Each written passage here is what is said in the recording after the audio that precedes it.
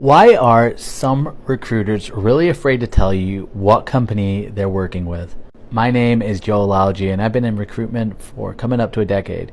So my channel is to help job seekers understand what's going on with recruiters.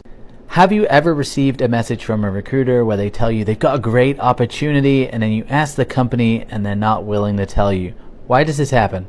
A recruitment agency is basically a third-party company that helps companies find candidates. A lot of agencies operate on a contingency basis, meaning they only get paid when they present a candidate for the role and the company hires them.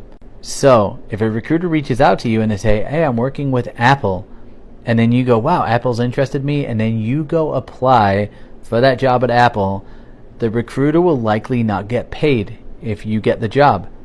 This is why so many agency recruiters are worried about telling you what company they're representing.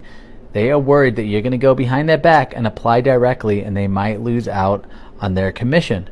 The other reason they might not be telling you the name of the company is because they might not be working with a company. It's an old school sales tactic that agency recruiters use. If they're filling a lot of the same roles, they will reach out to candidates that could be a fit at some time in the future and say something like, I work with a lot of companies in your field, I specialize in your type of role, I'd love to have a conversation to see if I have any opportunities in the near future.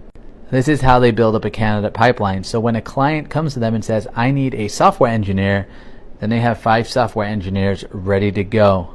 In either case, you have no obligation to have a conversation with an agency recruiter, and if you really don't want to waste your time, do not have a conversation unless they're willing to tell you what company they're representing. Once they tell the name of the company, the next thing is figuring out whether or not the salary is in your range. Again, if you don't want to waste a ton of time, ask them for the company, the role, and the salary, and I promise you, if they don't have a role, you're not going to hear back from them, and you're going to save time on a wasted phone call.